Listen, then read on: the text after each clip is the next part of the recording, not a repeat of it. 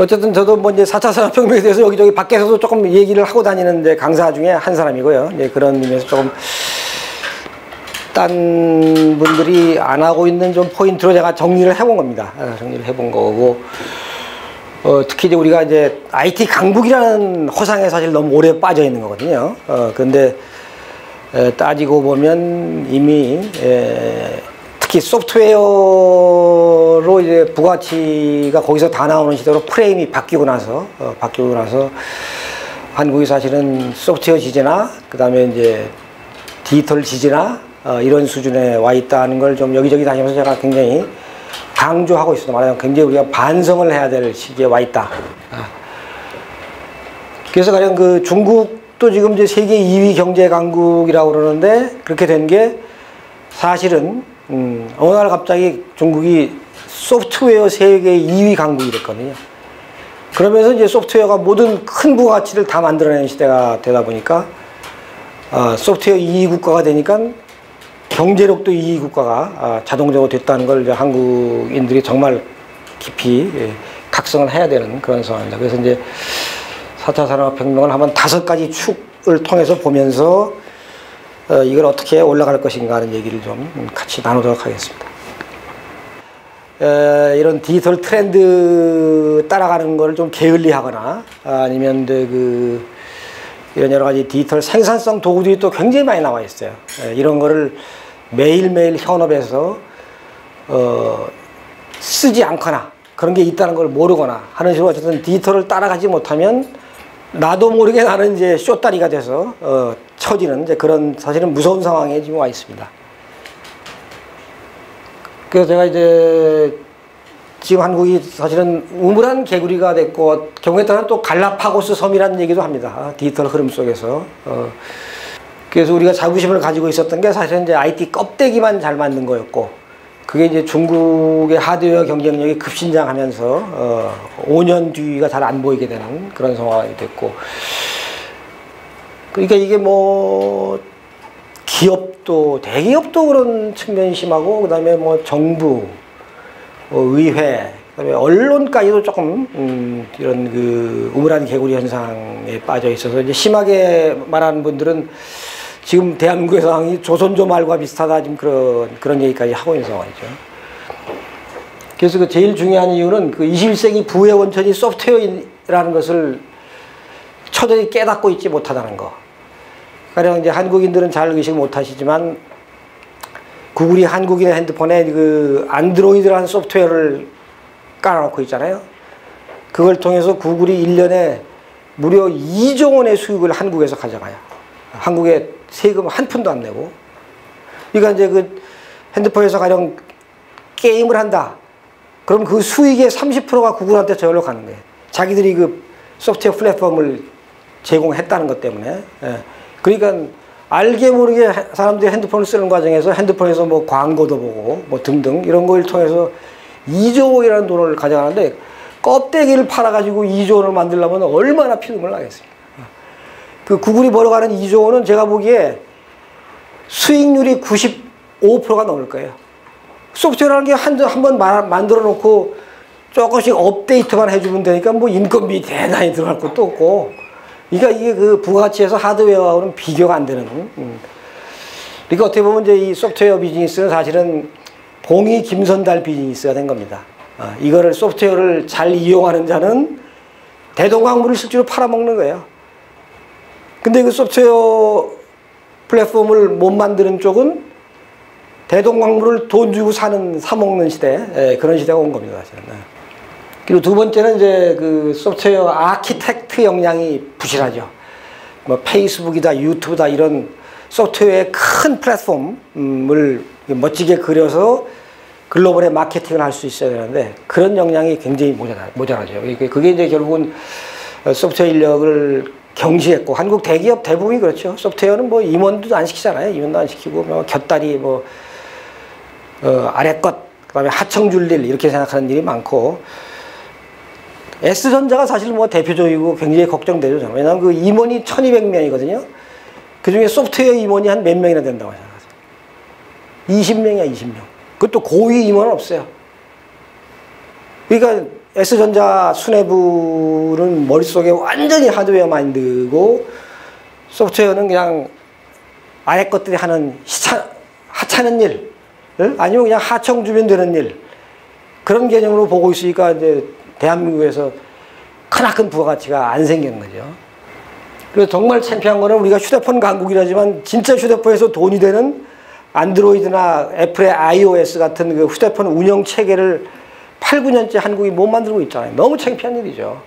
아니 산에 유보금 뒀다가 뭐해? 그걸 우리가 그런 소프트웨어 고수가 국내에 모자라면 뭐 미국, 중국, 인도에서 수입을 하면 되잖아요. 수십 명 뭐 연봉 50억을 주더라도 한 수십 명 수입을 해서, 그래서 코리아의 모바일 운영 체계를 만들었어야지.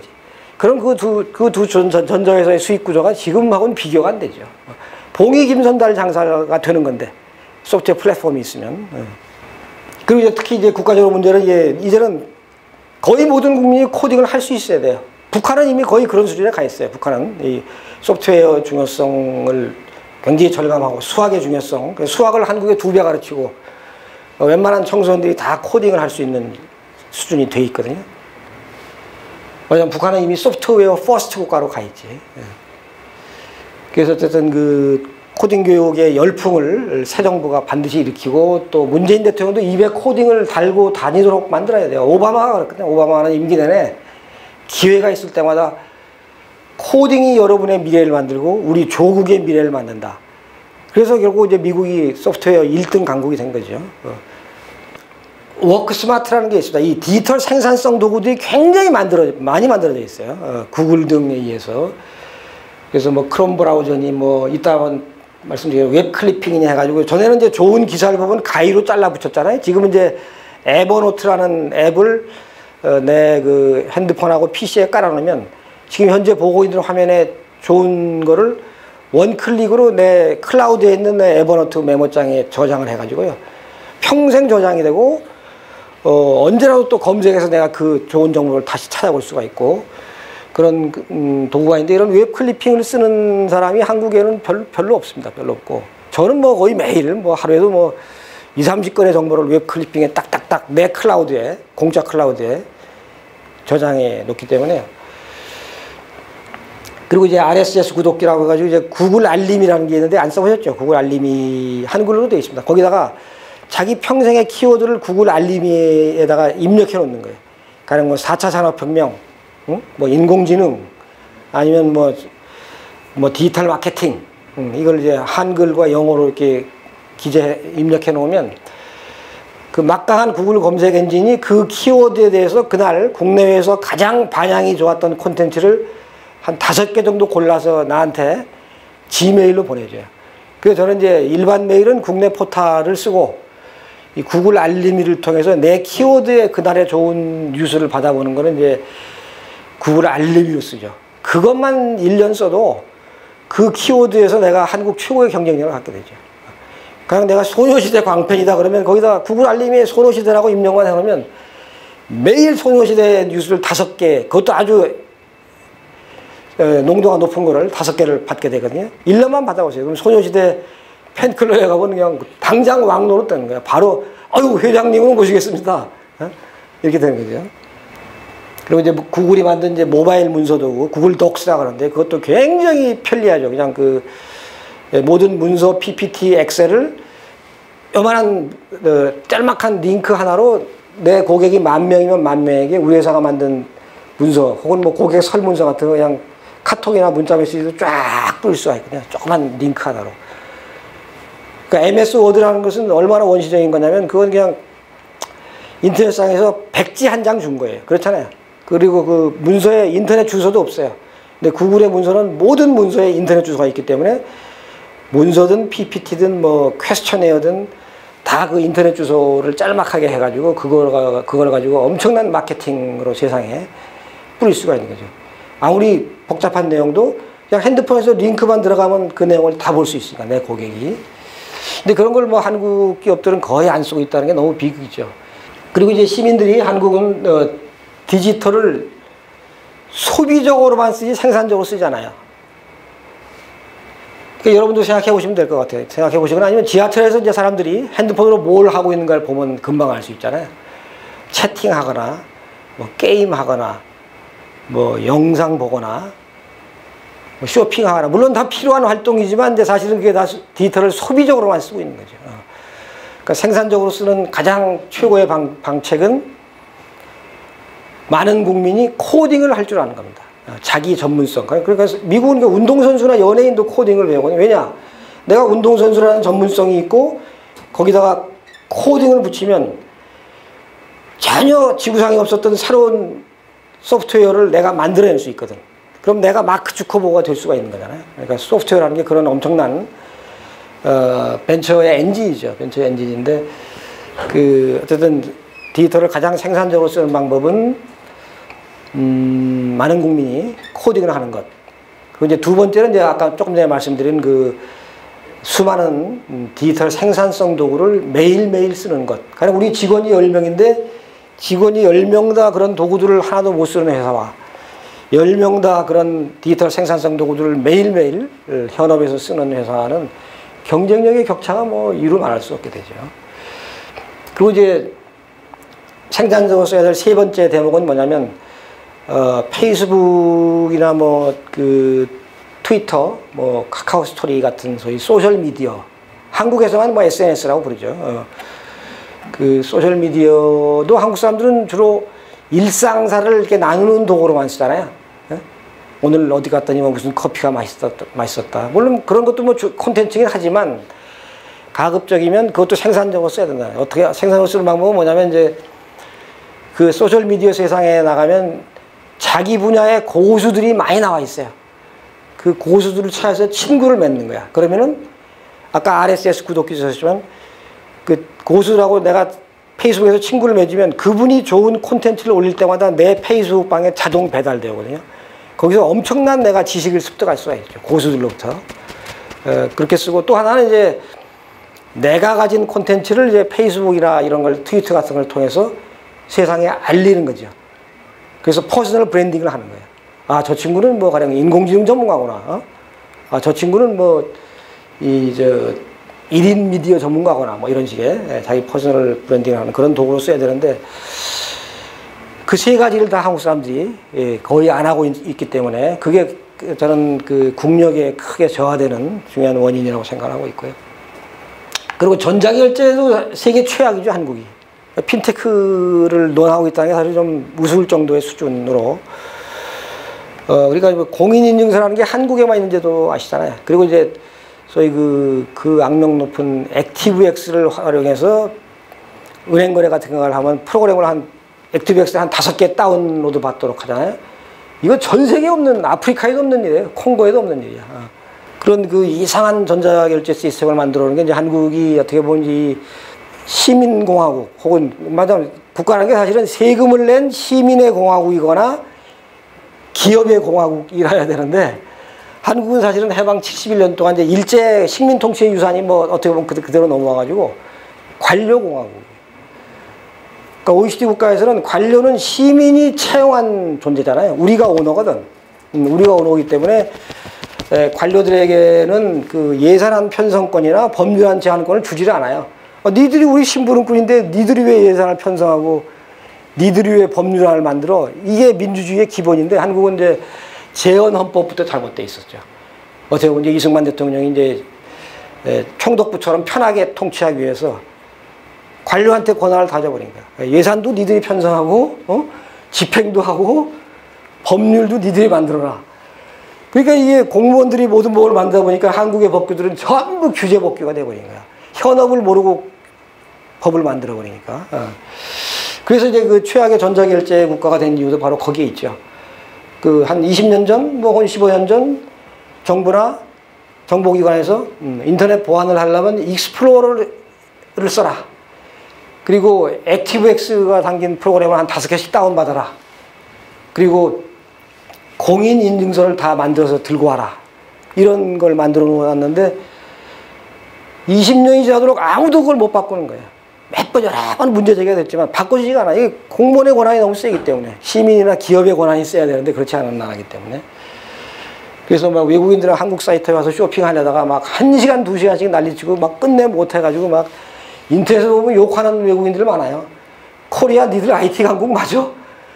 아니 아마존 알리바바 가면 1분이면 모든 결제가 끝나는데 이게 도대체 한류 때문에 한국 거 뭐 하나 살려고 그랬더니 1시간, 2시간 해도 결제가 안 되는 이게 무슨 IT 강국이냐. 이게 창피한 노릇이죠.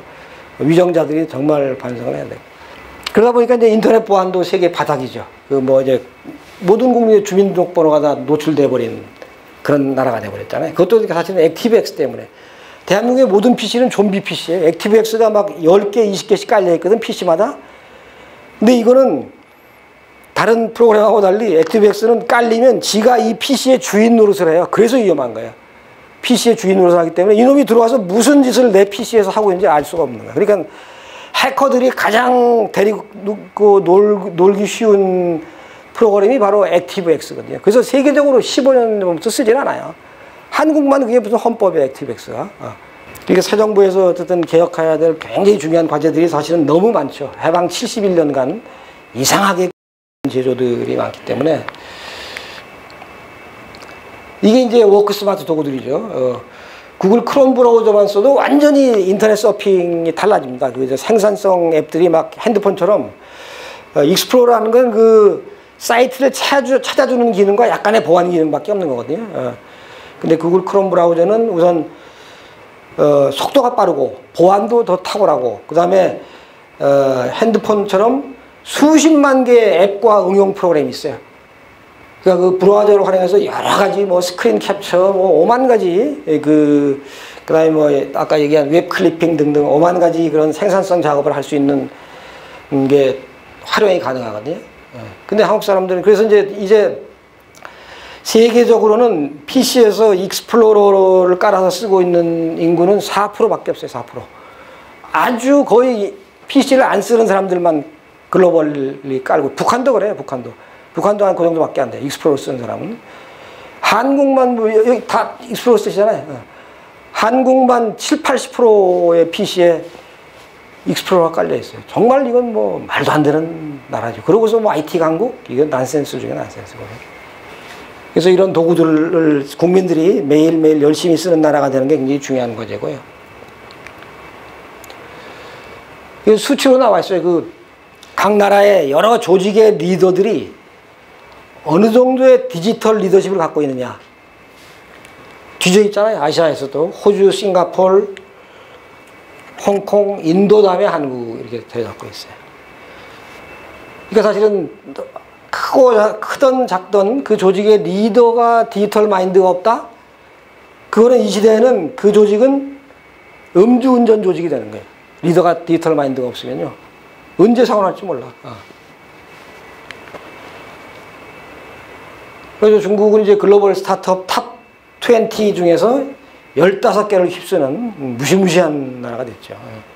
그것도 전부 다 대부분 다 소프트웨어 기업이죠. 대부분 소프트웨어 기업. 그래서 우리가 과연 미래에 준비가 돼 있냐는 얘기고, 그래서 제가 제 나름으로 정리해 본 겁니다. 아마 다른 강사들이 이렇게 5가지 축으로 설명하는 분은 없는 것 같아요. 없는 것 같고, 제가 이제 트렌드를 읽다 보니까, 이 5가지 축으로 봐야 이해도 되고, 이제 뭔가 좀 대응을 할 수 있겠다. 그런 생각이 들어서 제가 이제 개념화 해 본 건데, 융합혁명, 초지능성, 초연결성, 초신뢰성, 초생명성, 이런 순으로 이제 말씀을 드려보도록 하겠습니다. 이거는 이제 주로 이제 인공지능이나 빅데이터 쪽이고, 요거는 이제 5G 통신, 사물 인터넷, 뭐 이런 부분이죠. 초신뢰성은 이제 블록체인이라는 이제 핀테크에서 많이 활용하고 있는 세상을 아주 믿을 만한 세상으로 만드는 소프트웨어, 블록체인에 대한 얘기고요. 초생명성은 이제 바이오 테크놀로지, 뭐 나노 테크놀로지, 거기에 대한 얘기 되겠습니다. 일부분은 그냥 눈으로 보고 넘어가시는 걸로 페이지가 좀 많아가지고요. 4차 산업혁명은 이런 식으로 뭐 다양한 정의가 내려지고 있는데 아직도 완벽한 정의가 없는, 이제 만들어지고 있는 단계고요. 이건 요즘 이제 1인 방송을 재밌게 하는 친구들이 많은데 유튜브에서 티무크라는 친구가 이게 재밌는 표현을 했어요. 4차 산업혁명은 집사다. 왜냐면 자체 상황 판단에 의해서 업무별 시간 공간을 배분하는 거고, 3차는 이제 청소업처럼 정해진 시간에 요청된 업무를 수행하는 거다. 이런 비유를 했고요. 이 4차 혁명은 이제 아시다시피 이제 클라우스 슈밥 세계 경제 포럼 회장이 작년에 주창을 해서 이제 큰 화두가 된 거죠. 이분은 이제 디지털 테크놀로지, 바이올로지컬 테크놀로지, 피지컬 테크놀로지 세 개가 융합이 되면서 인류가 유사일에 경험하지 못한 뭐 어마어마한 대변혁을 국가 차원, 기업 차원, 또 이런 시민사회 차원에서 겪게 될 거다 그렇게 이해하고 있고, 한국에 대해서는 다양성과 유연성이 부족하고 양성평등이 미흡하다라는 이제 코멘트도 하고 그랬어요. 그 특성이죠. 뭐 모든 국가와 산업을 파괴적 재구성한다. 그래서 뭐 이런 기술이 있다. 애트리는 이렇게 정의를 했는데 여기서 한번 애트리의 설명을 한번 보죠. 정보통신진흥원이죠. 그 이 시대 이 4차 산업혁명이라는 값싸고 엄청난 컴퓨팅 파워, 클라우드죠. 클라우드를 바탕으로 모든 것에 감각지능, IoT를 심어서 서로 믿을 수 있게 연결하고 모바일로. 그 다음에 이제 IoT의 가장 큰 강점은 그거죠. 인간이 그동안 인지하지 못했던 세상의 많은 움직임을 IoT가 노출시켜주잖아요. 땅 밑에서 무슨 일이 일어나고 있는지, 뭐 빌딩 관리실에서 무슨 일이 일어나고 있는지. 그래서 이제 그 인식하지 못했던 세상의 움직임을 포착해서 빅데이터로 분석할 수 있게 해주고, 그래서 결국은 이제 예상되는 문제들에 선제적으로 대응하는, 말하자면 고객의 니드를, 개별 고객들의 니드를 파악해서 선제적으로 대응하는 이제 인공지능을 활용하는 것. 그래서 이제 모든 세상을 이쪽으로 이제 트랜스포메이션 해야 된다고 얘기를 하고 있고요. 중국 기업 대상으로 조사해 보니까 이제 5대 기술 중에 제일 선호하는 게 역시 빅데이터였고요. 둘째가 인공지능, 셋째가 이제 가상현실, 증강현실, 넷째가 로보틱스, 다섯째가 이제 5G 통신 연결이었습니다. 그리고 이코노미스트 조사인데 이제 4차 혁명으로 어느 분야가 혜택을 많이 보겠냐 조사해 보니까 역시 헬스케어가 제일 높았죠. 45%. 그 다음은 이제 파이낸스와 핀테크죠. 파이낸스와 에너지. 그리고 이제 인프라스트럭처 뭐 이런 순서였습니다. 근데 이제 안타깝게 이제 이미 그 기반 기술은 이제 우리가 뭐 1등을 할 수 없는 처지가 이미 됐죠. 그 인공지능과 클라우드 컴퓨팅은 다 미국 회사들이고, 3D 프린팅도 그렇고, 이제 로보틱스는 주로 이제 일본 회사들이 장악하고 있으니까 우리가 이제 기술 1등은 어렵지만, 이제 말하자면 저는 이제 활용 1등국이 되자는 주장을 하고 있어요. 말하자면 코리아 하면 AI is everywhere 하는 이미지만 만들면 뭐 대박 나는 거거든요. 한국은 뭐 카페를 가든 뭐 치킨집을 가든 뭐 어딜 가든 간에 인공지능이 움직이고 있고 모든 국민이 인공지능을 활용하고 있고 조그만 뭐 소상공인들도 다 활용하고 있는 나라.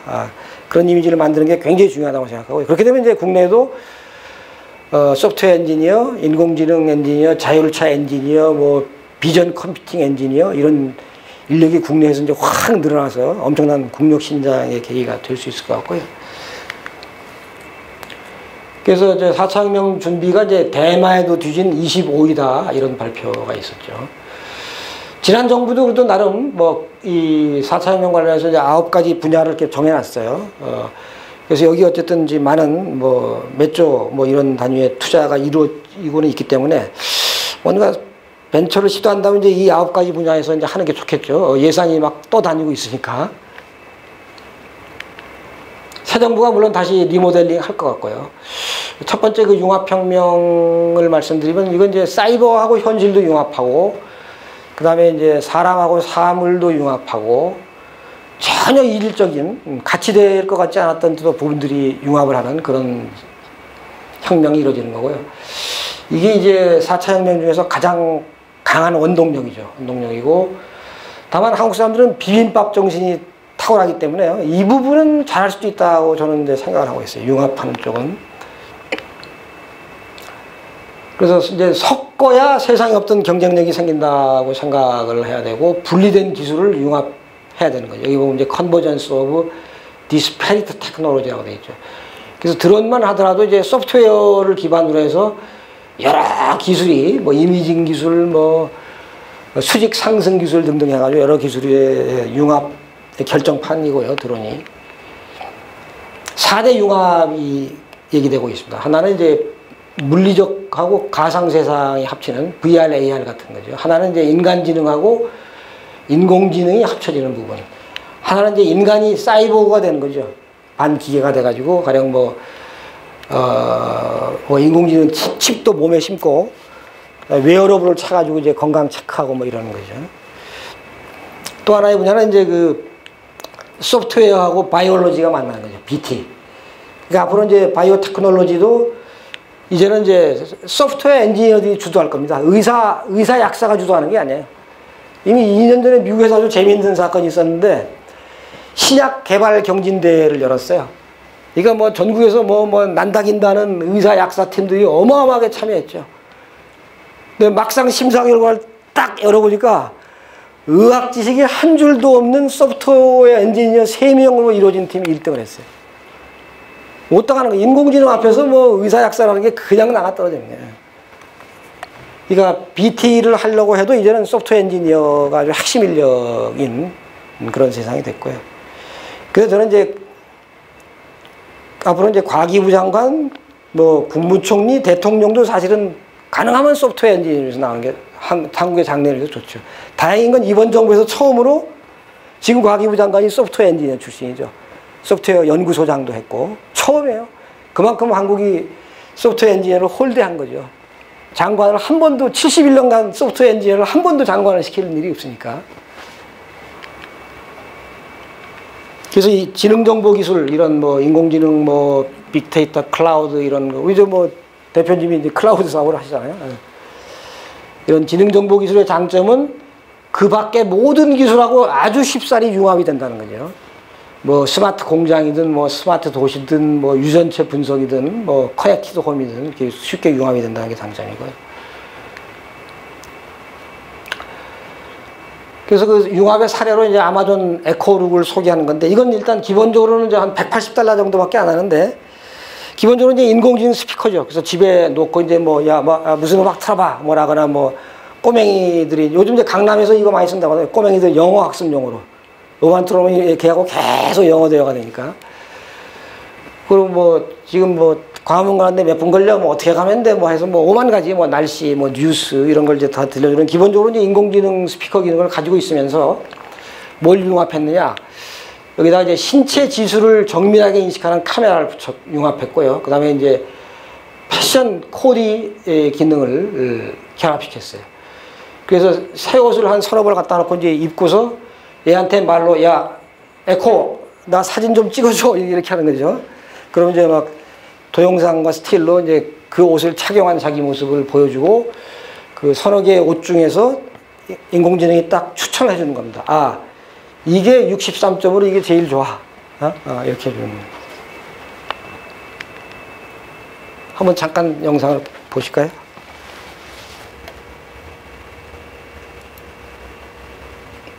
길지 않습니다. 이거.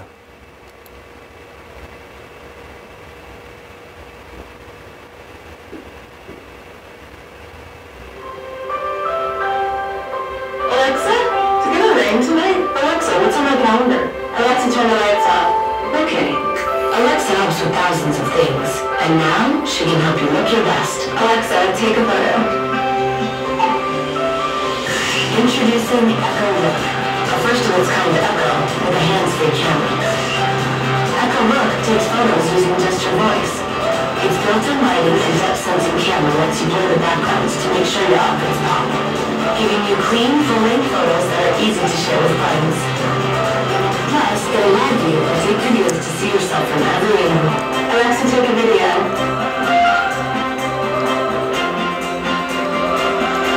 We've also created an easy way to get a second opinion. Introducing Style Check. It combines the best in machine learning with advice from fashion specialists. Just pick 2 outfits and Style Check will give you a recommendation based on current trends and what flatters you. Alexa can also help you create a personal lookbook. It shows you what you wore and when, so you can keep track of your favorites.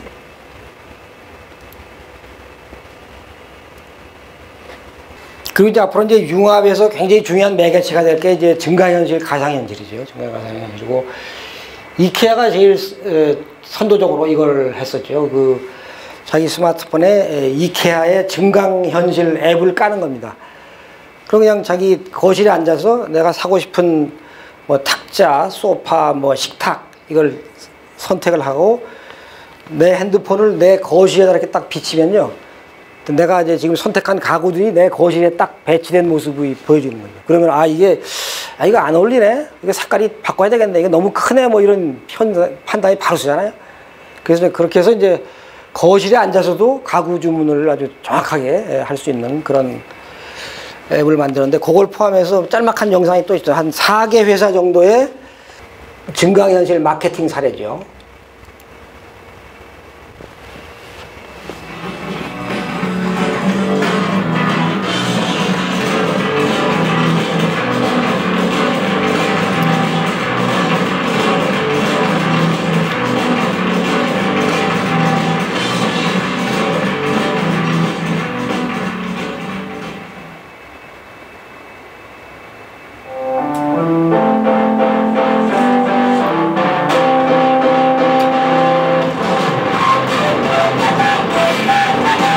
가구가 딱 나타나잖아요.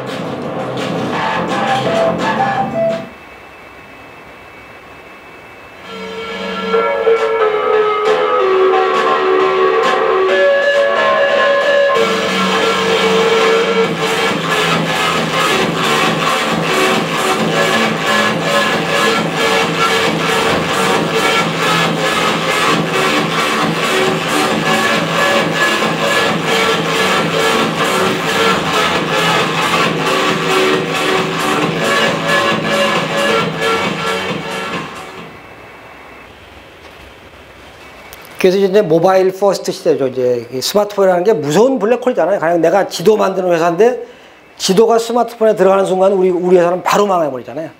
정말 무서운 블랙홀인데 그래서 모바일 퍼스트를 해야 되고 이제 그 중에 이제 가장 좋은 게 이제 O2O 비즈니스죠. 오프라인 투 온라인 해가지고 모바일에서 내가 필요한 걸 주문하고 즉각 오프라인에서 서비스. 뭐 배달의 민족, 카카오 택시, 에어비앤비, 우버 이제 이런 게 이제 말하자면 그 융합이잖아요. 온하고 오프를 융합하는 대표적인 4차 혁명 시대의 대표적인 비즈니스 모델이고 그래서 이제 배달의 민족도 이제 그런 차원에서 대박을 냈죠. 그래서 O2O가 특히 좋은 건 한국의 많은 기업들은 자기 비즈니스에서 빅데이터가 생성이 잘 안 돼요. 근데 이 시대는 사실은 내 비즈니스에서 빅데이터가 안 나오면 비전이 없는 거거든요. 빅데이터가 나와야 고객의 성향을 다 파악할 수 있잖아요. 이 사람은 뭘 좋아하고 어디를 다니고 이런 걸 알 수 있기 때문에 고객의 수요를 미리 예측해서 개인 맞춤형 타겟 마케팅을 하는 게 이제 4차 산업혁명 시대 비즈니스의 핵심이기 때문에요. 근데 이제 이 O2O를 하게 되면 이제 모바일 앱을 통해서 비즈니스를 하니까 자연스레 빅데이터가 생성이 되죠. 고객의 빅데이터가. 그게 뭐 엄청난 메리트라고 저는 생각합니다. 하나 예를 들면 저 벅시라고 혹시 이용해 보셨나요? 짐을 많이 들고 해외여행을 갈 때 벅스에다 앱으로 그냥 신청하시면 너무 편해요. 이거 아주 깔끔한 승합차와 아주 정장을 입은 멋진 기사가 바로 내 집 앞까지 와서 그 많은 짐을 딱 실어서 공항까지 정확히 배달시켜 주는데 택시보다 싸요. 몇 명 같이 갈 수가 있어, 서너 명이. 예? 한국이 네, 한국 겁니다. 한국 서비스. 네, 한국 벤처가 만든 거예요. 네, 써보세요. 다음에 출장 갈 때 한번 써보세요. 네.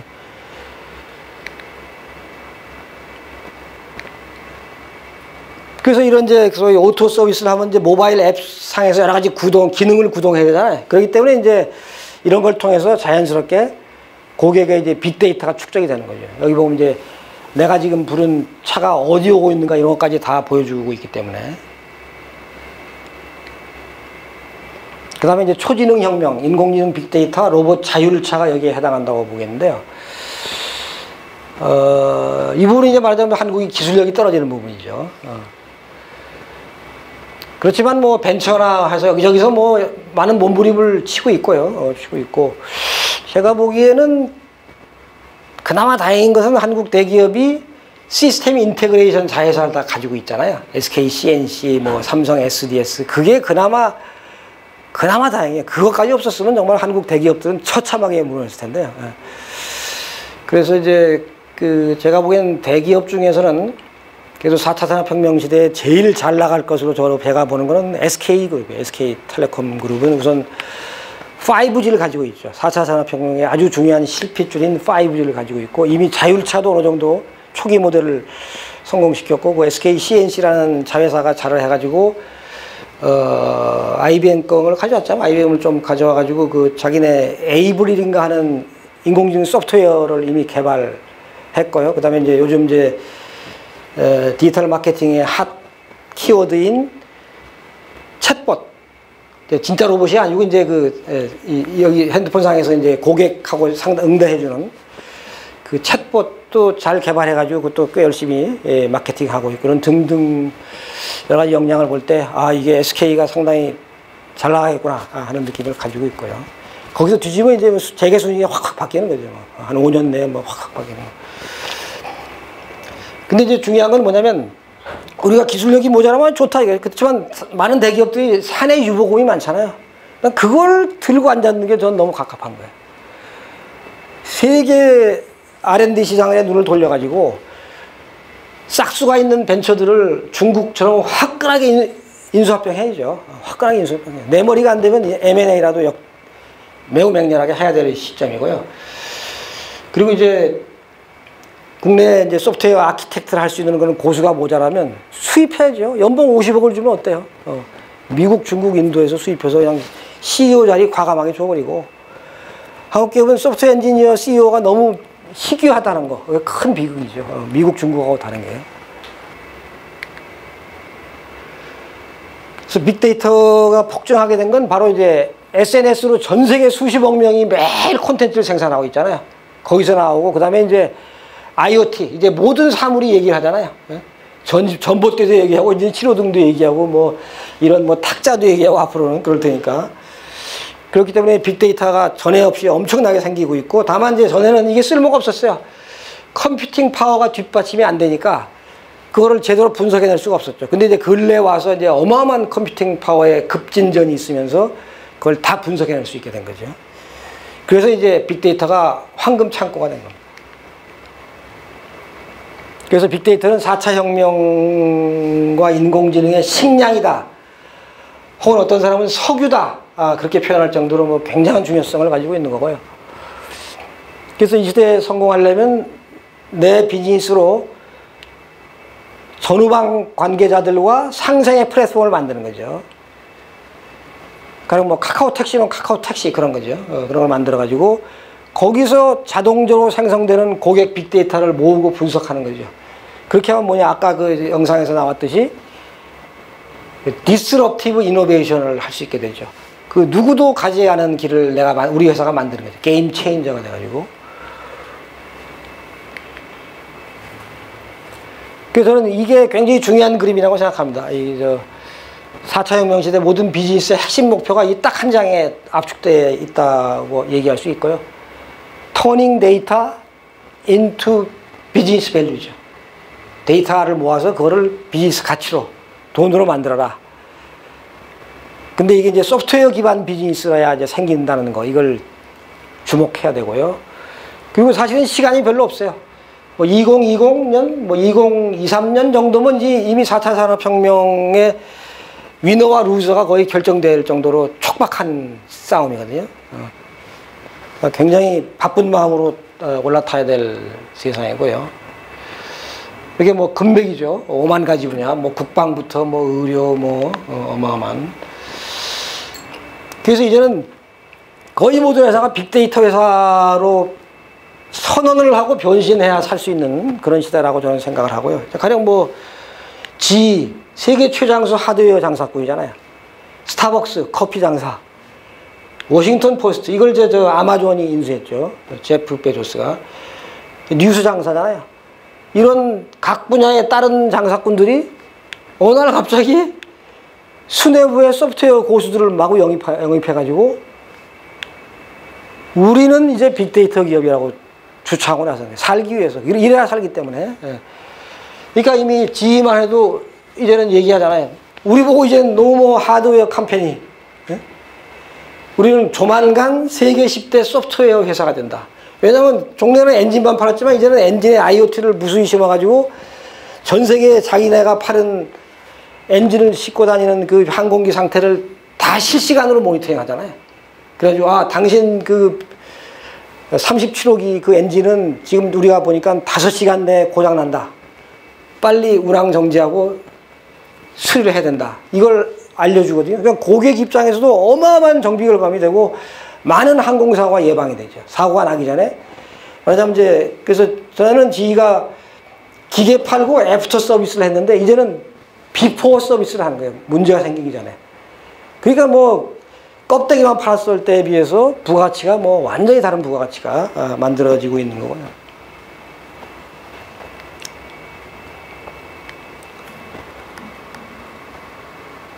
비판론자들은 한국은 이제 4차 혁명을 시작도 못했다고 얘기하고 있어요.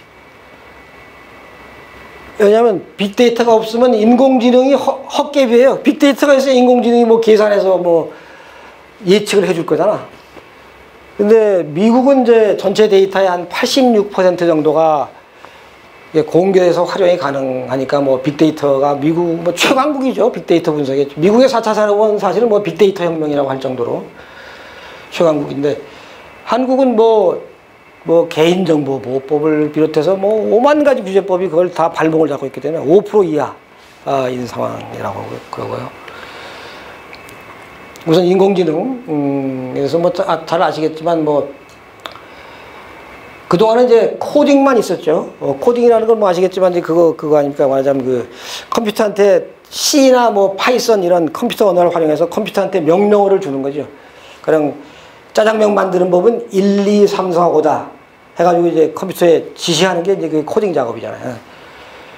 근데 그것도 물론 어마어마한 성과를 냈죠. 그걸 통해서 뭐 자율차도 만들고 뭐 인공지능도 만들고 뭐 온갖 세상의 부가가치가 최근 10년 사이에 코딩을 통해서 나왔지만 페이스북도 나오고 유튜브도 나오고 근데 이제 그게 일정한 한계가 있지 않습니까? 그래서 그걸 뛰어넘을 수 있게 만든 게 이제 인공지능이죠. 인공지능이고 요 그림을 좀 기억하실 필요가 있는데 이제 이게 61년에 인류의 투쟁의 역사입니다. 인공지능과 61년간 어마어마한 R&D 투자를 해오면서 뭐 99% 실패했죠. 그러다가 이제 10년 전에 처음으로 성공한 게 이제 머신러닝이라는 기법이 성공을 해가지고 이거는 이제 컴퓨터한테 1, 2, 3, 4, 5 이거를 오더하는 게 아니고 공부하는 법을 가르친 거예요.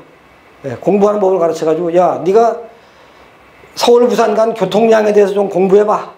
이런 작업을 하는 거죠. 그게 이제 컴퓨터 머신러닝에서 그게 이제 엄청난 성과를 내서 인정을 받았고 이제 한 5년 전부터는 이제 딥러닝이어가지고 이제는 인간의 뇌를 닮은 인공신경망을 만드는 거죠.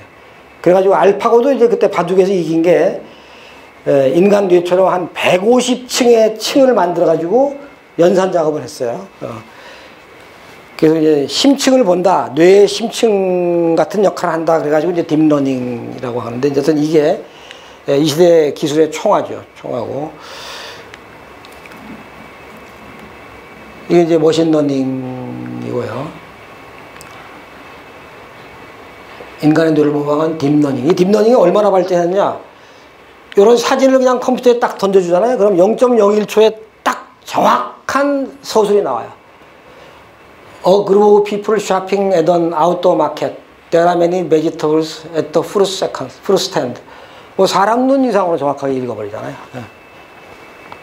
이런 식으로 이제 비전 컴퓨팅이 굉장히 각광을 받고 있고요. 이세동이 졌을 때 사람들이 다 인간의 패배라고 슬퍼했어요. 근데 저는 거꾸로 생각하는 거예요. 이건 인간의 승리다. 61년간의 그 피 맺힌 인공지능을 만들기 위한 수많은 과학자들의 노고의 승리라고 봐야 되는 거죠. 그래서 중요한 거는 이거를 인류의 의식주를 향상시키고 비즈니스를 진척시키기 위한 유용한 도구로 어떻게 쓸 건가 하는 걸 궁리하는 게 저는 중요하다고 생각하고요. 왓슨이 뭐 이렇게 이제 뭐 의사들을 꼼짝 못하게 하고 있고, 뭐 여행, 구직 지원, 뭐 여러 요리 뭐 등등 다양한 분야에 쓰이고 있죠. 제레미 하워드라고 세계 최고의 인공지능 전문가가 있습니다. 이 친구가 한번 실험을 해봤어요. 실험을 해봤더니 6명이 7년 할 일을 AI는 1명이 15분 내에 끝내는 거예요. 뭐 어마어마한 생산성이죠. 그래서 이제 바로 인공지능 덕에 전 세계 70억 인류가 의식주의 고통에서 벗어날 거라는 얘기가 그래서 나오는 거죠. 앞으로 이제 농수축산물 생산성이 막 수십 배, 수백 배 폭증할 거예요. 먹고 사는 게 전혀 걱정 없는 세계가 오는 거예요. 빅데이터로 농업 짓고, 그렇지 않습니까? 인공지능으로 농업을 하고 막 이러기 때문에. 그런데 이제 문제는 알파고로 제일 세상에서 충격을 많이 받은 게 한국인인데 1년 반 지났는데 뭐 인공지능 가지고 뭐 뚜렷한 걸 내놓은 게 없어요, 한국이. 왜 그러냐? 한국 사람들은 인공지능이 어렵다고 생각하는 거예요. 기업 하시는 분들도 아유 내가 뭐 코딩도 모르는데 뭐 내가 무슨 인공지능이야? 이런 생각을 하시는데 지금 이제 굉장히 나는 하루하루 쉬워지고 있어요. 하루하루 쉬워지고 이제 코딩도 몰라도 인공지능을 활용할 수 있고 대학생도 그냥 며칠만 배우면 저 인공지능 공개 플랫폼에 가서 자기 리포트 쓰기 위한 인공지능을 활용할 수가 있는 그런 수준이 돼 있거든요. 그러니까 이제 구멍가게도 인공지능을 활용할 수 있는 그런 수준까지 아주 쉬워졌는데 한국인들은 모르고 있죠. 이제 대표적인 그러니까 구글도 이런 플랫폼을 내놓고 있고 마이크로소프트, 야후, 그다음에 이제 소프트웨어 지진화로 불리는 삼성전자조차 소프트웨어 플랫폼을 인공지능 플랫폼을 만들어놨어요. 텐서플로우가 이제 가장 인기가 있죠. 전 세계 소프트웨어 엔지니어들에게 가장 인기가 있는 인공지능 플랫폼이고 또 이용법이 제일 쉽고 구글이 결국 이 세상도 장악한 거예요. 인공지능 세상도 이미 구글이 장악했어요. 그래서 아까 이제 그 챗봇이 이 시대 이제 디지털 마케팅의 총알이라고 말씀드렸잖아요. 그걸 이제 그냥 구멍가게도 다 만들 수 있는 그런 시대가 이미 왔어요. 한국에서는 이제 플런티라는 앱이 있어가지고 여기 가면 그냥 내가 뭐 통닭집 주인이다. 내 통닭집을 위한 챗봇을 한 10분, 20분이면 만들 수가 있어요. 그래서 챗봇의 장점은 뭐냐? 종전에 앱 마케팅은 고객이 내 앱을 깔아줘야 내가 마케팅이 돼. 근데 그 깔게 하는 게 어렵잖아요. 근데 이 챗봇 마케팅의 장점은 앱이 필요가 없어. 그냥 고객이 저 페이스북이나 저 핸드폰에서 페이스북이나 카카오 이런 걸 쓰다가 거기서 그냥 우리 집 챗봇을 불러내면 되는 거예요. 챗봇을 불러내가지고 여기서 말 한마디 필요 없이 통닭 2마리 뭐 몇 번지 가져와. 결제? 땡. 이렇게 끝나는 거죠. 그래서 이제 세계적으로는 이제 봇 리스트라는 게 이제 수많은, 수천 가지 업종에서 쓸 수 있는 그 챗봇 만드는 매뉴얼을 딱 걸어놓고 있어요. 그러니까 직원들한테 저런 것도 시켜봐야 되는 거예요. 나중에 부서별로 네 부서에 맞는 챗봇 하나 만들어봐. 그래서 직원들이 자꾸 이런 걸 익히도록. 어려운 게 아니기 때문에.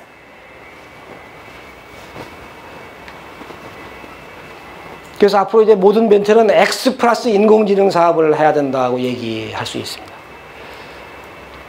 근데 아주 쉬운 거예요. 그러니까 작년에 한국에서 어떤 게 나왔냐면 조그만 그 우산 만드는 소기업인데 한 1,000만 원 이하의 개발비를 들여가지고 우산에다가 미니 인공지능을 집어넣었어요. 그래서 그 회사 우산을 사면 어떤 일이 생기느냐. 내가 어디 갔다가 우산을 놓고 한 30m 떨어지잖아요. 그럼 나한테 핸드폰으로 알람이 딱 와요. 주인님 왜 저를 버리고 가십니까? 쿠오바디스. 그러니까 아주 소기업도 인공지능을 쉽게 쓸 수 있는 시대죠. 그러니까 그런 우산이 생긴다면 50% 비싸도 사지 않을까요? 저라도 살 것 같아요. 50% 비싸도 사죠. 그래서 AI가 에브리웨어인 국가 이미지를 빨리 만들어야 되겠다는 얘기고요. 또 젊은이들이 이제 이런 직종에 막 몰리도록 해야죠. 이건 뭐 전부 사실은 뭐 1억 연봉이 다 앞으로 보장될 직업들이죠. 소프트웨어 엔지니어, 인공지능, 자율차 엔지니어, 비전 컴퓨팅 엔지니어가 미국에서 제일 몸값이 비싸죠. 막 10억 정도 받을 정도로 컴퓨터에 눈을 밝게 해주는 기술자들이죠. 컴퓨터가 사물을 잘 판단하게 하는. 그리고 데이터 과학자, 이거 굉장히 중요한 겁니다. 데이터 과학자. 근데 이런 것들이 이공계만 할 수 있는 게 아니에요. 문과 출신들도 이쪽에 가서 능력을 발휘하는 친구들이 많이 있어요. 예체능도 마찬가지고. 그래서 인공지능이 가장 활발하게 쓰여질 수 있는 데가 법률 분야여가지고 미국은 벌써 리걸 테크 기업이 한 1,100개가 넘어섰고요. 다행히 한국도 괜찮은 회사가 하나 있어요. 이 리걸 테크 중에서 아이리스라고 그런 개발을 해가지고 정말 훌륭하죠. 최근에 세계 법률 인공지능 대회에 가서 1등을 했어. 그러니까 한국도 뭐 희망이 아주 없는 건 아니에요. 저렇게 또 코너에서 또 열심히 하고 있는 회사도 있긴 있습니다. 그러니까 이제 법무법인들은 이 회사 소프트웨어를 무조건 써야 되는 거죠. 그리고 이렇게 작은 시도도 하자는 사례로 제가 이제 알려드리는 건데, 그냥 여자 변호사, 혼자 하는 여자 변호사가 자기가 코딩을 배웠어요. 코딩의 중요성을 우연히 알아가지고. 그래서 그 이제 돈 못 받으면 이제 지급 명령서를 발급받아야 법원 가서. 그거를 변호사 사무실에 가면 39만 원을 내야 돼요. 근데 이 친구는 인공지능으로 이렇게 프로그램을 만들어가지고 39,000원이면 발급해줘. 이게 사람들이 많이 찾아오겠죠. 그리고 또 여기 와서 이 친구 앱에 찾아와서 이제 무료 법률 상담도 하고. 그래서 이제 자율차가 이제 인공지능의 최종 격전지죠. 사람처럼 0.001초 사이에 판단을 해야 되잖아요. 위급한 상황에서. 이게 개탄스러운 상황이죠. 글로벌 M&A라도 열심히 해야 되는데 기술이 모자라면 그걸 안 하고 있기 때문에 중국에 비해서 건수나 금액에서 뭐 그냥 거의 바닥을 기고 있는 거죠. 한국 기업들은 M&A에서. 최연결 혁명. 이거는 이제 만물을 연결하면 이제 길이 열린다. 이제 그런 시대인데 5G 통신하고 사물 인터넷, 가상현실, 증강현실, 센서 이런 게 되겠습니다. 그 중에 이제 4G 통신이 제일 중요하죠. 이게 이제 4차 혁명의 실핏줄이라고 불릴 정도인데, 기존 통신보다 이제 최대 1100배 빠르고, 특히 다수기기 연결이라는 장점을 가지고 있어요. 그러니까 스마트 팩토리 하면 공장 내 IoT가 한 수백 개 깔릴 거잖아요. 그거를 동시에 딱 교실하고 분석하고 수집하고 하려면은 지금 4G 통신 가지고는 기능이 작동이 불가능해요. 그래서 4차 혁명이 제대로 구현되려면 필수가 5G, 5세대 이동통신이 구현되는 게 굉장히 중요한 대목이죠. 그래서 가령 자율차도 지금 뭐 잘 나가는 것처럼 같지만 사실은 5G 통신이 구동이 안 되면 자율차도 100% 실패하는 겁니다. 그래서 굉장히 중요하다. 이건 무슨 얘기냐면 이동통신회사가 이제 대박회사가 됐다는 얘기죠. 직장으로서도 아주 베스트 직장이 되는 거죠. 이동통신회사가. 그래서 다양하게 수많은 분야의 이제 4G 통신이 그걸 뒷받침하는 거죠. 인공지능도 이제 고도화되면 될수록 4G 통신이 없으면 인공지능도 구동이 안 되는 겁니다. 빅데이터 분석도 마찬가지고, BT도 마찬가지고. 그래서 목표가 이렇게 되어 있습니다. 속도를 1000배, 그러니까 기기 연결을 현재의 1000배, 서비스 지원을 1000배 마이너스, 에너지 효율을 1000배. 이게 지금 우리 연구 목표로 되어 있고요. 초연결 사례, 이제는 이제 만물 인터넷 시대죠. 전에 왜 불교에서 왜 만유불성이라는 용어가 있었죠. 모든 사물은 불성을 가지고 있다는데, 이제는 모든 사물은 이제 말을 하는, 실제로 만유불성의 시대가 이제 오고 있고요. 2020년에는 이제 가령 그 데이터가 50 트릴리언 수준의 어마어마한 데이터가 이제 만들어질 거다. 그래서 이 무렵에는 뭔가 이제 4차 산업혁명에서 승부를 봐야 된다는 얘기가 이제 그래서 나오는 거죠. 2020년이나 2022년 요 무렵에는 승부를 봐야 되고. 아시겠지만 이제 IoT 하면 이걸 떠올리셔야 되죠. IoT라는 것은 센서와 통신 기능이 핵심 기능이죠. 사물에다 심는 핵심 기능이고, 그걸 통해서 뭐가 강점이냐? 인간이 인지하지 못했던 어마어마한 미인지 영역을 발견해 주기 때문에 여기서 헤아릴 수 없는 비즈니스 기회가 창출되죠.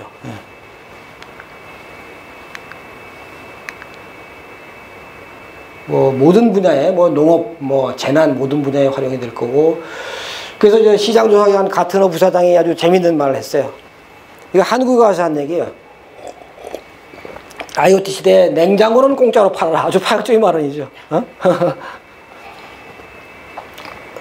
그러니까 말하자면 전자회사한테 무슨 얘기를 한 거냐면, 그 껍데기를 팔지 말고 그 냉장고에 IoT를 심어서 그 사용자의 식품 소비 패턴이 나오잖아요. 계란을 어떤 걸 좋아하고 얼마 먹고 이런 거, 버터를 좋아하는지. 그래서 그 냉장고 소유자의 식품 소비 패턴을 빅데이터로 분석해서 그거를 식품회사에 팔아라는 거예요. 그러면 수익이 5배. 예? 냉장고 팔았을 때보다. 그래서 이제는 그 모든 비즈니스가 내 업을 바꾼다는 생각을 가져야 되는 거예요.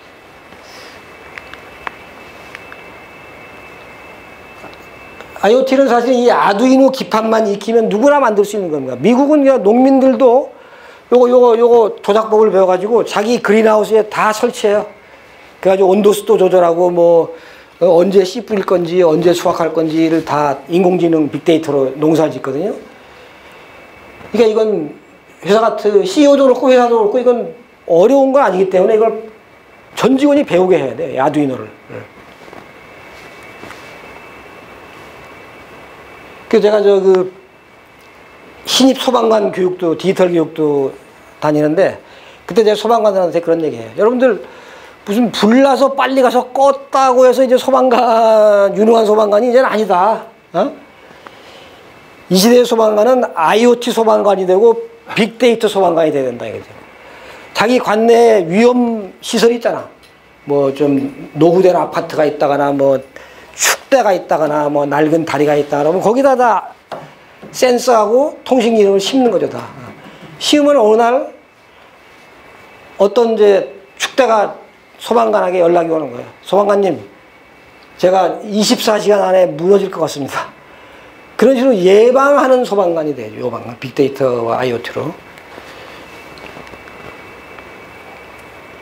그래서 보험사도 이걸 활용한 프로그레시브라는 보험사는 이제 이런 IoT 기기를 만들어가지고 한 달 동안 그 운전사의 운전 습관을 분석을 해요.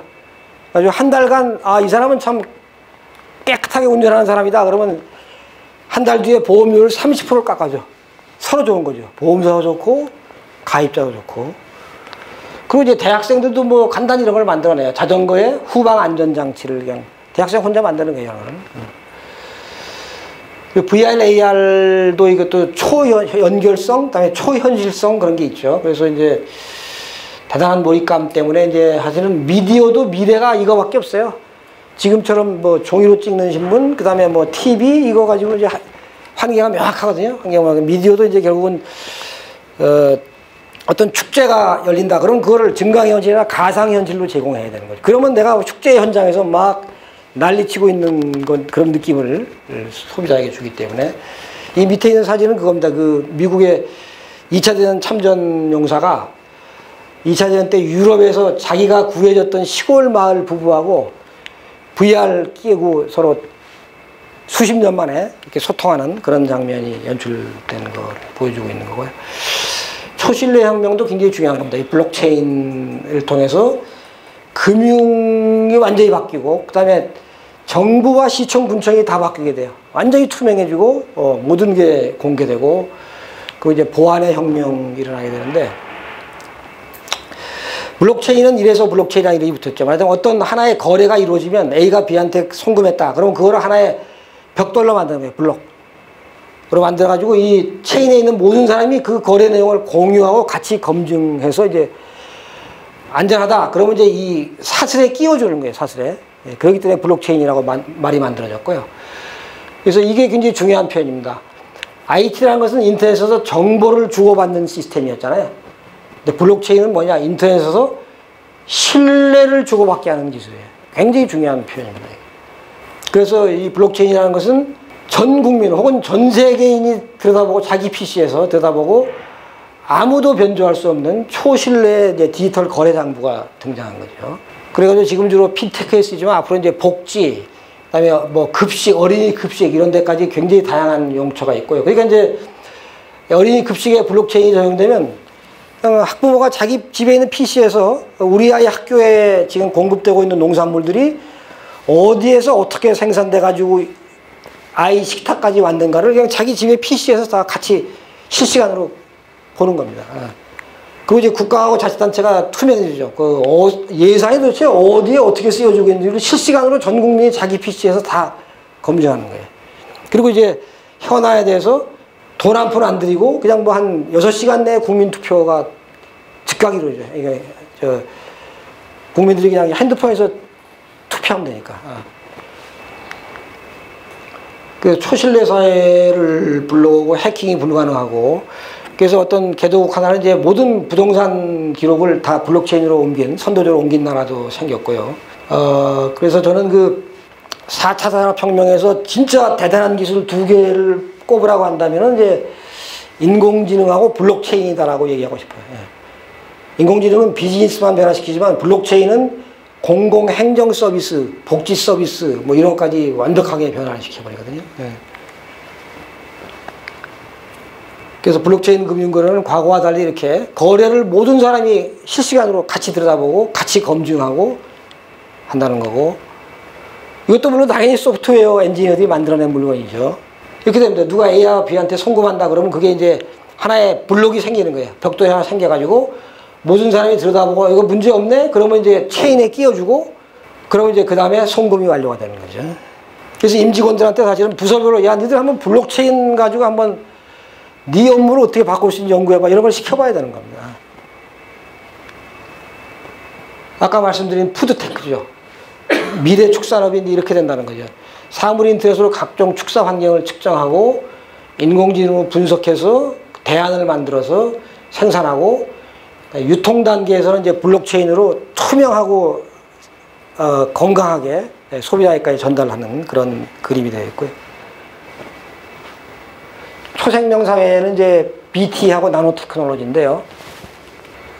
바이오 테크놀로지는 뭐 이런 게 있죠. 유전공학 기술, 뭐 게놈, 그다음에 뭐 3D 프린팅, 조직공학 뭐 이런 것도 있어요. 유전자도 이제 편집이 되고. 그래서 이제 인간 유전자 해독 비용이 2000년만 해도 한 사람 분석하는데 3조 원, 어마어마하게 비쌌어요. 유전자 분석한다는 게.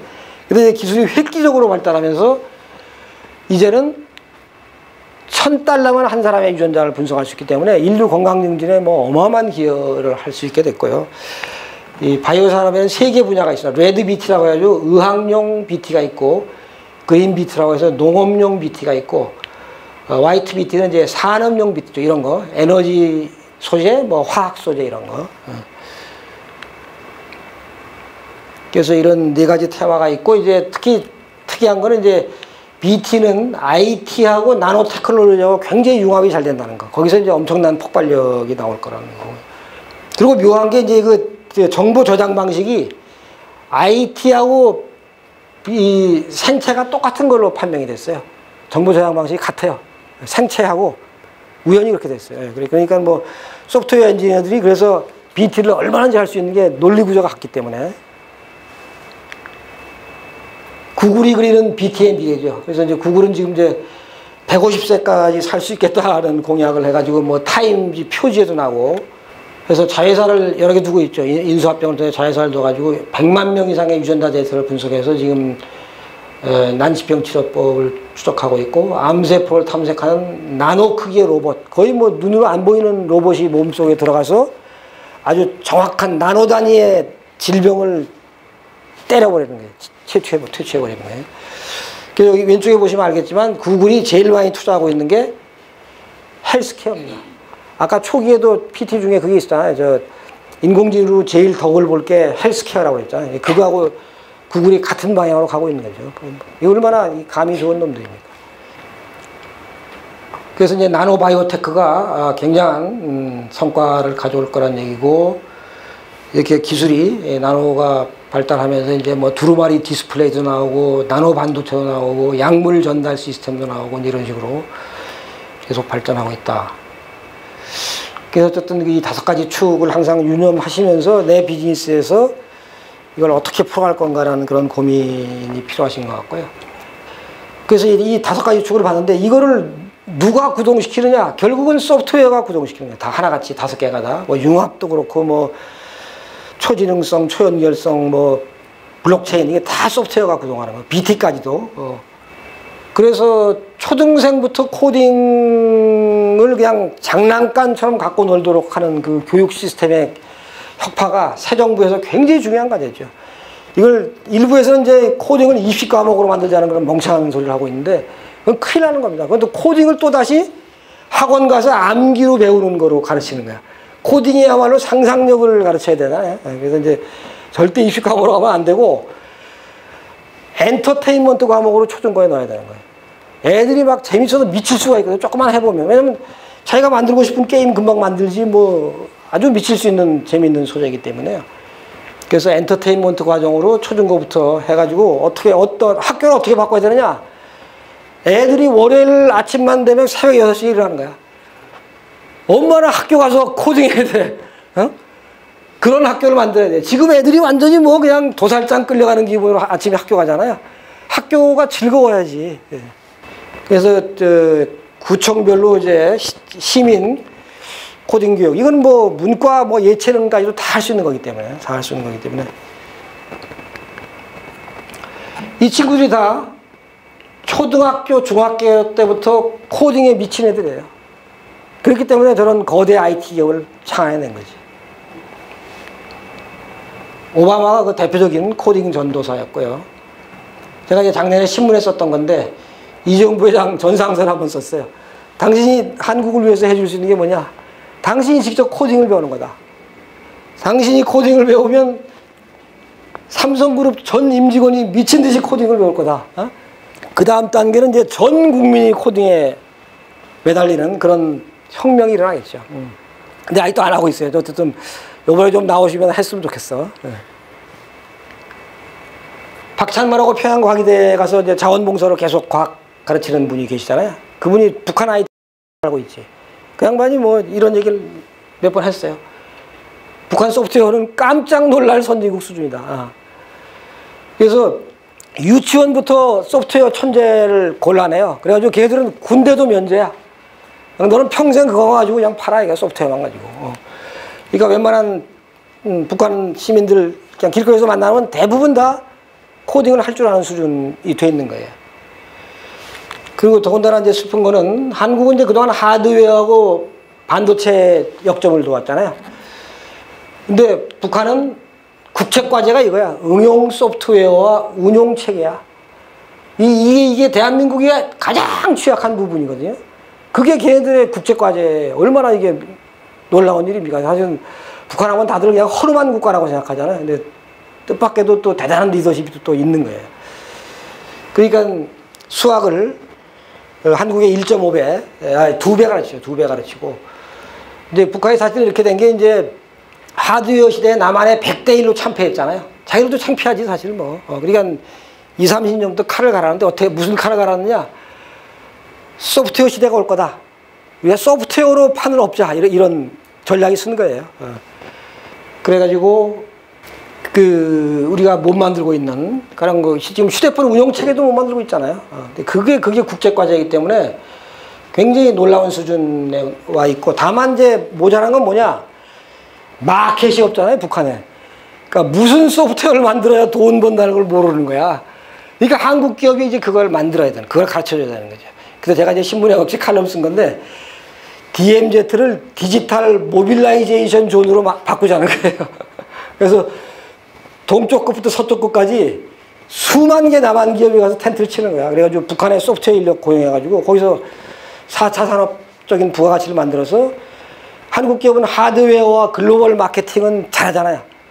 그걸 팔아먹으면 남북이 같이 흥하는 거죠. 그래서 저는 이 핵위기를 타개할 유일한 방안은 남북 경협밖에 없어요. 그래서 북한도 이롭고 남한도 이로운 환경을 만들어야 핵이 필요 없잖아요. 자기가 이득이 나는데 뭐 대포 쏠 이유가 없잖아요.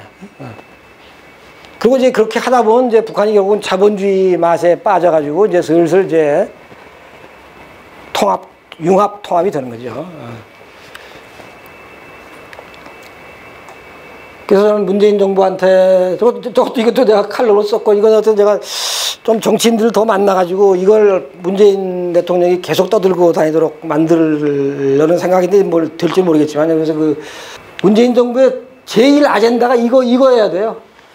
소프트웨어 퍼스트 국가로 대역전시키겠다. 지금 북한은 이미 가 있기 때문에. 그래서 주요 요직, 그러니까 국무총리도 사실 소프트웨어 엔지니어가 됐으면 좋겠어요. 그럼 발상이 달라지죠. 국무총리의 발상이 달라집니다. 소프트웨어 엔지니어가 그 자리에 앉으면. 그래서 정부나 대기업 요직에 무조건 소프트웨어 엔지니어를 중용해야 되고, 모자라면 해외에서 수입을 하고. 근데 아직 새 정부가 이 코딩의 중요성을 아직 제대로, 문 대통령이 제가 보기엔 취임 이후에 코딩란을 한 번도 안 쓴 것 같아요. 이게 굉장히 큰 문제라고 생각이 되고, 아주 훌륭한 벤치마킹 대상이 있어요. 그 동유럽에 있는 그 에스토니아, 인구 130만 명의 소국에 러시아에서 독립했을 때 자원이라고는 산에 있는 나무밖에 없었어요. 너무 처참한 나라였어요. 근데 대통령이 똑똑했어. 그 친구가 소프트웨어 엔지니어는 아닌데 소프트웨어 잠재력을 간파한 거예요. 그래가지고 초중고생들한테 한 7, 8년 전부터 뭐 코딩 교육 엄청 가르쳐가지고 이제는 뭐가 됐냐? 유럽 내 창업률 1위 국가야. 유럽 인근 국가들이 벤치마킹 하는 건 난리 났어요. 에스토니아 벤치마킹 하는 거. 왜냐면 GDP 성장 그래프가 이런데 모여요. GDP가 이렇게 올라가는데요, 매년. 그래서 저는 이런 운동을 제가 포탈에도 올리고 청와대 홈페이지도 올려가지고 국민 출장비로 문재인 대통령을 에스토니아에 출장시켜야 된다고 생각해요. 일주일만 다녀와야 돼. 일주일만 다녀오면 정말 생각이 달라져요. 이게 일자리의 원천이잖아요. 어디 가서 일자리를 만들겠어요. 거의 마지막인데 이제 이것도 새 정부의 두 번째로 중요한 과제죠. 네거티브 규제로 대전을 해야 한국이 4차 혁명을 할 수 있거든요. 이게 이제 이 뒷페이지부터 한번 보여드릴까요? 이 경쟁국들은 다 네거티브 법체계 뭐냐면 법에서 금지한 것 빼고는 다 허용하는 거예요. 근데 한국은 결국 이제 식민지 법규가 그대로 넘어온 탓도 있고 이제 그래가지고 또 이제 일제 관료들이 다 또 한국 정부의 관료가 돼버렸잖아요. 그래가지고 이게 한국만 포지티브 규제 시스템인 거야. 이게 무서운 겁니다. 이게 말하자면 법에서 허용한 거 외에는 다 금지하는 거예요. 그러니까 뭐 어느 법이 인공지능을 예견했겠어요. 블록체인을 어느 법이 예견하고 있겠어요. 그러니까 4차 산업혁명이 하나도 안 되는 거야. 법에 한 줄도 없으니까 관공서 가면. 그래서 사실은 이 좀 우리가 OECD에서 1등하고 있는 게 저는 지나친 관건이 1등이라고 저는 생각해요. 이렇게 공무원이 센 나라는 남한하고 북한밖에 없어요. 전 세계에서. 예산, 그러니까 사실은 저는 제가 그것도 칼럼을 썼는데 이승만 대통령의 제헌 헌법이 잘못됐어. 이 대통령이 그냥 식민 통치 방식으로 총독부 방식으로 공무원 동에서 쉽게 통치를 하려고 그런 거야. 그래가지고 우리나라 헌법은 OECD 딴 국가와 달리 예산 편성권하고 법률안 제한권을 공무원에게 주고 있어요. 이런 나라가 없어요. 왜냐하면 공무원은 세금을 낸 시민과 기업이 고용한 피고용자야. 우리가 오너야. 우리가 오너인데 한국만 걔네들한테 예산안 편성권, 법률안 제한권을 줘버리니까 공무원이 71년간 오너예요. 사실 그렇지 않습니까? 기업이 뭐 공무원 앞에서 얼마나 나약한 존재예요. 사실은 공무원을 기업이 세금 내서 고용한 자기가 오너인데 한국 기업은 자기가 머슴처럼 71년을 살아온 거야. 거기 가서 꼼짝 못하고 그냥 빌어야 되고. 그래서 개헌도 굉장히 중요한 겁니다. 개헌을 해가지고 예산 편성권과 법률안 제한권을 시민과 기업의 대표가 국회와 지방의회거든요. 국회와 지방의회가 예산 편성권, 법률안 제한권을 거기서 행사할 수 있게 해줘야 되는 거예요. 그렇게 되면 법률안을 우리나라가 규제공화국인 게 공무원이 법률을 만드니까 맨 규제법만 만드는 거예요. 시민의 대표가 법률을 만들면 시민의 입장에서 기업의 입장에서 법을 만들게 되잖아요. 그냥 포지티브로 계속 가서 그냥 4차 산업혁명 시대에 장렬하게 죽을 거냐? 늦었지만 지금이라도 하다못해 사회주의 국가라는 중국조차도 모든 벤처를 다 허용하잖아. 중국은. 다 해봐라. 사실은 불법적인 것도 중국 정부는 다 눈 감아요. 돈 벌 수 있는 거라면 중국 정부는 무조건 뒷짐 딱 지고 못 본 척 하는 거예요. 거기다가 한 3, 4년 지나서 그게 비즈니스가 성숙이 되면은 그냥 거기에 대한 간단한 법규를 만들어가지고 사후 합리화하면서 최소한의 규제만 붙이죠. 정말 현명한 정부죠. 한국 정부는 그냥 사전 규제죠. 법이 없는 건 뭐 생각도 하지 마라 이런 거니까. 그래서 카이스트 교수한테 제가 들은 건데요. 우리나라 공무원들 이끌고 중국에 연수를 갔어요. 그때 중국의 고위공직자가 나오더니 딱 첫 마디가 이거야. 한국은 포지티브 규제 국가 아니냐. 그래서 중국이 이긴다. 중국이 뻔히 들여다보고 있는 거예요. 니들 4차 산업혁명 시대 웃기지 마라. 니들은 뛸 수가 없다. 이걸 알고 있는 거죠. 그래서 최근에 중앙일보가 아주 좋은 특집을 했어요. 그래서 이제 구글의 여러 가지 사업들이 있잖아. 이런 사업들. 이런 사업들이 한국 법규에서 할 수 있겠느냐. 못해. 시작도 못해.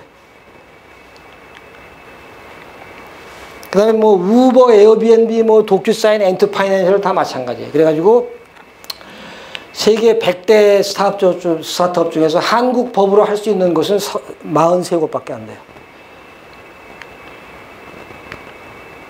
네, 뭐 이상입니다. 그래서 어쨌든 이런 디지털 소식들을 하루에 한 3개 소식, 3개 정도는 무조건 캐치를 하셔서 좀 소화하고 그걸 웹 클리핑을 통해서 이제 내 에버노트에 계속 저장해 나가고 이런 노력을 하시는 게 중요하다는 말씀을 드리고 여기서 일단 마무리하겠습니다. 네, 감사합니다.